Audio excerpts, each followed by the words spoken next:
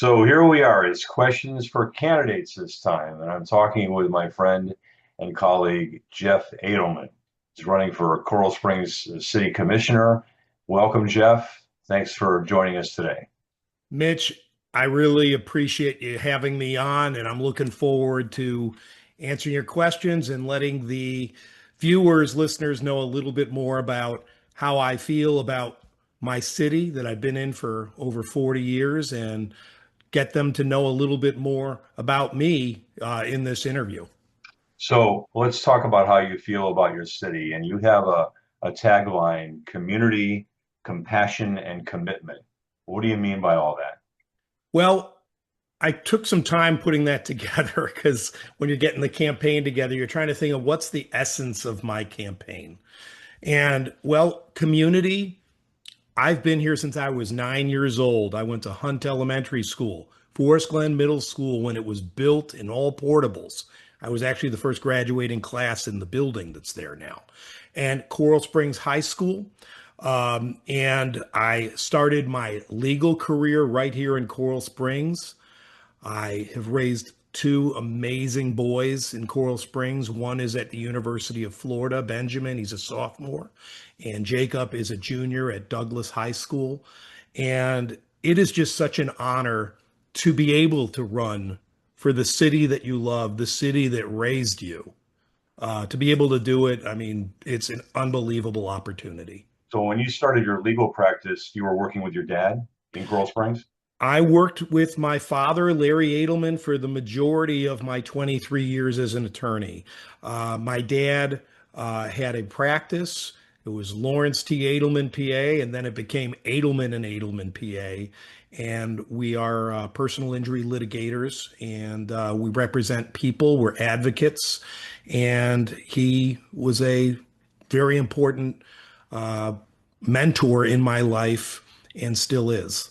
So part of your tagline is compassion. And I'd like to understand how that translates into this campaign, please. Well, the compassion part of it, I mean, Mitch, you and I are friends. You know how I feel about people and doing the right thing and speaking up when somebody is being unfairly treated, marginalized, whether it be based on their sex, on their religion, on their nationality, on the color of their skin. Uh, I am somebody who cares sometimes a little too much. My empathy can get in the way. I know that. But that's how I've always been. If I see something that is wrong, I'm going to say something. And that's just a really big part of the essence of who I am. And I'm proud of that. So many people in public office, whether local, state, or federal, don't have that empathy element. So I really like what you're telling me about that. The next one is commitment. So first question is, why do you want to do this? Well, you're saying I should be committed for wanting to do this. Okay. Uh, maybe I should. Uh, you know, I got to a point in early 2025, and, you know, there was a lot of chaos in the world and national politics. And I think that there was a feeling really of helplessness amongst a lot of us that we couldn't do anything. And then I really gave it some thought. I'm like, you know, I can do something in local government and help out my community that's been so good to me. I have an opportunity that not everybody has to give back. And I decided, you know what? I'm going to do it. I was encouraged by several people to get involved, and it's absolutely been amazing, Mitch. But aside from that, when I commit to something, as you know, I'm all in.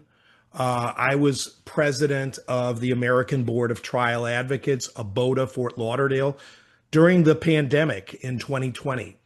We thought we were going to be doing lunches for judges or dinners, social hours, and we ended up being a a conduit for the judges and the attorneys to speak with each other through Zoom, training people through Zoom. a lot of people don't know this, but we were working with a lot of the Broward County Circuit Court to show them how Zoom could be an effective tool for hearings, depositions, mediations.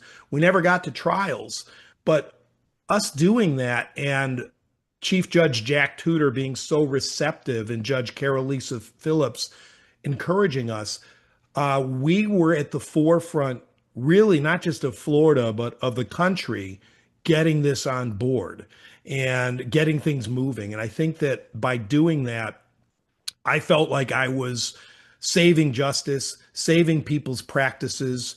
And I realized through that experience that I could do even more. And that's why I accepted when I was asked to be the president of statewide ABOTA, FLABOTA.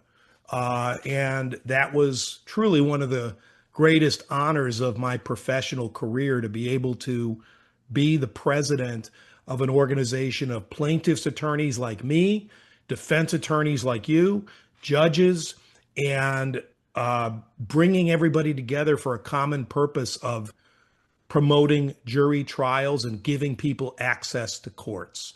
So So, those two experiences really kind of showed me like I'm capable of leading my peers, and I actually, have some skill with that. well, it taught me that you can get things done, and you did. But let's talk about the economy now, the local economy. You have some ideas about supporting small businesses and startups. Can you tell us a little more about that, please? Well, look, I think that everybody is pinching pennies right now. Things are not where anybody wants them to be. People are really hurting. So I think that we really need to be helping small businesses because it really helps the entire community to have successful business there and money coming into the community. So I think that there are funds that are there to help small businesses that are contributing to the betterment of Coral Springs. That's what that's for. A lot of people don't understand that, but sometimes when you're giving money to small business, it's making things better. It also draws some businesses into the community that create jobs, that bring revenue into the city. All of those things are incredibly important for Coral Springs to sustain itself as a great place to live and a great place to have your business. So while, I'm not there yet, I'm not in the commission, those are the type of things that I'm interested in doing because I don't want to see what we are seeing right now. And a lot of businesses shuttering up. That's a shuttered dream. That's a shuttered opportunity for revenue to come into the city.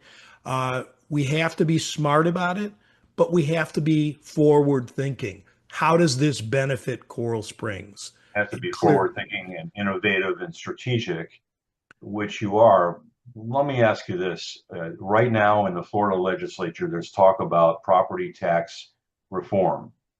And no one really at this moment, today's February 22nd, 2026, nobody at this moment really knows what that's going to mean and what the impact will be on local communities and cities and municipalities. So, what are your thoughts about that? Because if property taxes are reduced or trimmed or cut, what concerns do you have about what that means for Coral Springs?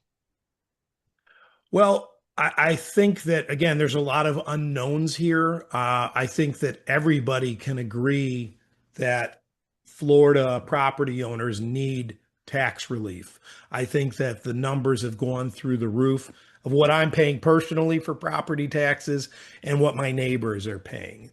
So I think that everybody would be on board for some relief, but we have to be really careful about that because what this city does for its residents is dependent on a lot of that tax revenue. So I think that the next commission is going to have to take a really hard look at the Coral Springs budget and make some uncomfortable decisions, some cuts to certain projects. I think that to say otherwise is just denying reality. But this is kind of like a work in progress. So we'll have to see what comes out of there. But I think inevitably there's going to have to be some budget cuts in the government. And look, we should always be looking over budgets and trimming the fat where we can, but we really can't tell what's necessary until we know the new norm, the new rules with these tax cuts. So let me ask you about this. You spent a lot of time talking to leaders in the police department and understanding public safety in the city. What are your thoughts about the police department? I understand that they have a pretty good required minimum education level. Can you talk to us about your feelings on that? Look, I've been in Coral Springs since I was 9 years old. I'll be 50 in July. The Coral You're Springs, still a young guy, so don't worry. It's okay. well, feeling like it less and less, but thank you, Mitch. One of the best things about Coral Springs is the quality of our police department, led by Chief Brad Mock. Officers who come to Coral Springs, they don't leave. And the reason why is they're treated well. And we need to support them. We see a lot of things around the country that we don't see here in Coral Springs. That's a testament to the leadership of the Coral Springs PD and the personnel that they have. Look, their obligation, their mission is to make Coral Springs a safe, fun place to live, make sure that they're protecting people. I like that they are being forward thinking with some of the e-scooter stuff that's going on right now, making sure they're protecting kids and others who are using e-scooters and e-bikes, and also protecting drivers, because this is a business that's kind of exploded. And I don't think the laws are set up to Right. really deal with it. So I appreciate the fact that the Coral Springs PD is trying to do something about it. I think it's a difficult issue. I know I was in one of the restaurants on University Drive near the Four Corners area last night, and we had to swerve over to avoid a guy on a little scooter who wasn't well lit up, and it was a dark area. So that is a challenge. But Yeah, it certainly is. And given what we do, we know how dangerous they are. right. But you talked about quality of life. Let's talk about parks for a minute. How do you feel about the parks and their quality of life offerings for the city? I utilize the parks um, almost every day. On my morning walk, I walk over to North Community Park or Betty Stradling Park from my house. Um, I think seeing trees, green, it does something for you to be out in nature. Even when I travel, I like to be immersed in nature. There's a certain calm that it brings to your mind. And we have 49 parks in Coral Springs, and I am committed to making sure they are maintained and the quality of those parks remains at the top. If I'm lucky enough to serve as a commissioner, that's a very high priority for me. I played baseball at Mullins Park as a kid, Cypress Park. This is really important. We're a family community. Parks are absolutely essential that they're maintained and are of the utmost priority. So another priority for the city is the development of that big corner. What do you call that corner? You have a name for it. Well, it's not my name. Everybody's calling it the Four Corners, and that's probably the number one thing people bring up to me. So what are the opportunities that you see over the next, let's say, 4 or 5 years for the Four Corners area? Well, the truth is that there's the corner where Publix used to be that Wilma destroyed, and there's been really nothing put there since that hurricane. There's also that dead shopping center where there used to be an Eckerd's there, and before that there was an independent drugstore.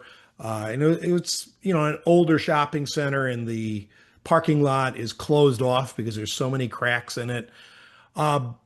Progress is inevitable, but we have to be smart about the decisions that we make because, look, I've been here for 40 years. What's the next 40 years going to look like in Coral Springs? Well, there's an opportunity to change what Coral Springs looks like. And it's not even really an opportunity. It's happening. It's going to happen.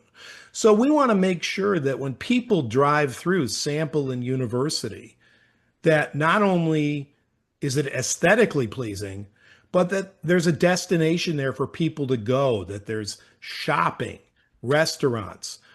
We want it to be a destination. We want it to be like a hub for the city. And, where the library is and Coral Springs Charter School is, that's the old Coral Springs Mall. Where uh, the building is the high rise, which a lot of people are really upset about that. That used to be a bank building that was knocked down. So it was always envisioned for Sample and University to be a center for commerce in Coral Springs. But we have to look forward to what's going to work in the next 10, 20, 30 years and what's going to be sustainable. Because right now, it's outlived its usefulness, obviously, with that dilapidated shopping center and, well, Publix going bye bye. We have to really think about that, but we want to be smart about it. We don't want high rises on every corner. I don't think anybody in Coral Springs wants that as a uh, source of pride in the city. We want to drive through there and say, wow, that looks really nice. It, You sound very optimistic, and is that a proper characterization of how you feel? 100%. And look, I think that it's important to work with developers, builders, so that they know what Coral Springs residents want. Look, if they own that land and it's zoned for what they want to build, they can do they can follow the law. But inevitably, developers, builders, they're going to want tax incentives. They're going to want different things from the city. And well, the city's going to want some things back. So we have to engage. We have to not put blinders on and say, we don't want any progress. If you're not moving forward, as the expression goes, you're dead. So we want Coral Springs to continue to be a vibrant city for businesses and families. And look, we have a lot of seniors living in Coral Springs. Let's not forget about them. Right. So let's talk about what happens when some people get into office, whatever office it might be, local level, state level, and then they stop listening to their constituents. Your outreach during the period that you would be serving, how do you plan to do that? Well, obviously, I live here in Coral Springs, and I never hesitate to give out my phone number, 954-478-1997.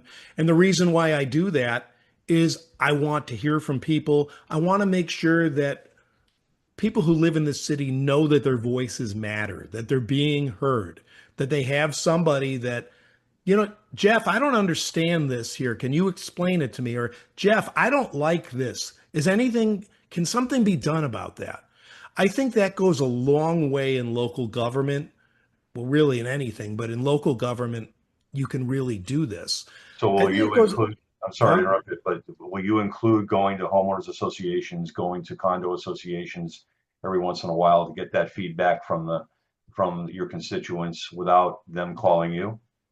Of course, of course. And, I'm committed to doing that, and I am doing that.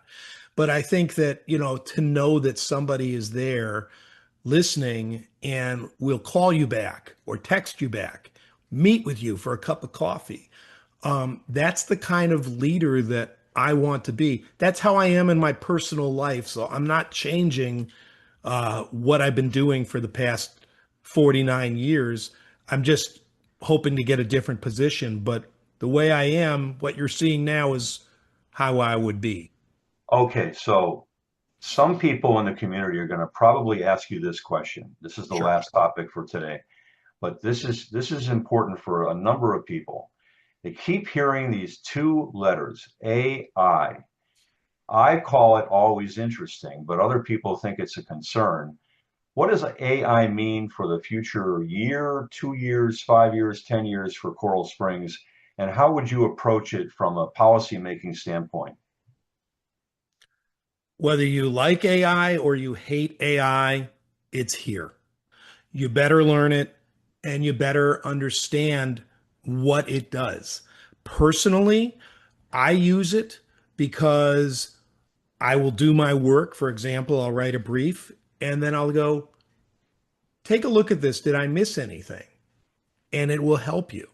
Now, sometimes it gives me things that I don't like at all, or the judge would throw me out of her courtroom. Okay. But I don't put those things in there. If you're not using AI, and this is not just about this campaign or anything like that, your opposition is certainly using AI. So you are really tying one hand behind your back. It's here, it's a valuable tool. It can really help, but you just have to make sure that it is still your work and that you understand what it's doing. Don't be afraid of it. Learn about it, embrace it, play around with Chat GPT. If you haven't done so, there's a free version on there. It's fascinating. But again, it's only a tool. It's not going to replace people unless we let it replace people. I certainly don't want to be replaced. So I look it over. And again, if it's what I like, I keep it. But a lot of times I chuck some of the information it gives me. But you So take what you leave, huh? what I'm hearing is you're never going to forget the human element of using AI. If you do, you're saying that you are not valuable, and a artificial intelligence can't get certain human emotions or understand nuance or certain things that need to happen. So again, don't be afraid of it, but make sure that you understand it and don't depend on it to do work. And I certainly would not want anybody in the city doing that. And I would, certainly be involved with anything involving artificial intelligence if I were able to serve. Very important question. When you first told your family you want to run for Coral Springs commissioner, what was their reaction? Well, you want me to go through each one? No, just in general, but just curious about the overall reaction. I think that obviously I ran it by my family and they understood how important it was for me and that they knew that I was capable of doing it. So I got their blessing, but I think that the best story was when I drove up to pick my son Ben up from his first year at University of Florida and we're having lunch and I said, "I have something to tell you, Benjamin." And Ben is now he just turned 20 years old. I go, "I am running for Coral Springs commissioner." And his reaction was, "Really?" And I said, "Yeah." And I'll paraphrase. He said, "F yeah, let's go." So they're all in. They're excited. Benjamin is actually my treasurer for my campaign That's because he's a statistics major, and he was so excited. I'm like, how could I not give him an opportunity there? And I trust him implicitly. So it's really kind of a family affair with this campaign. It's just so exciting. It's been really a wonderful journey so far. so you know what, Jeff, thank you for doing this today. This is really exciting. Got a lot of energy and caffeine in this campaign, and I can see it through the screen. But that's our questions for the candidate Jeff Adelman for Coral Springs Commissioner. Jeff, let's go. Let's go. And if you're interested in learning more about the campaign, uh, jeffadelman.com. Again, my phone number, 954-478-1997.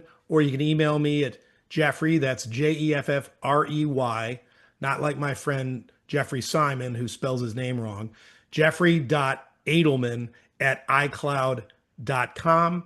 Again, I want to hear from you. I want to be your representative. And the only way I can do that is understanding what is important to Florida residents. I mean, excuse me, Florida, but Coral Springs residents. And communication is key to that. Okay, thank you very much.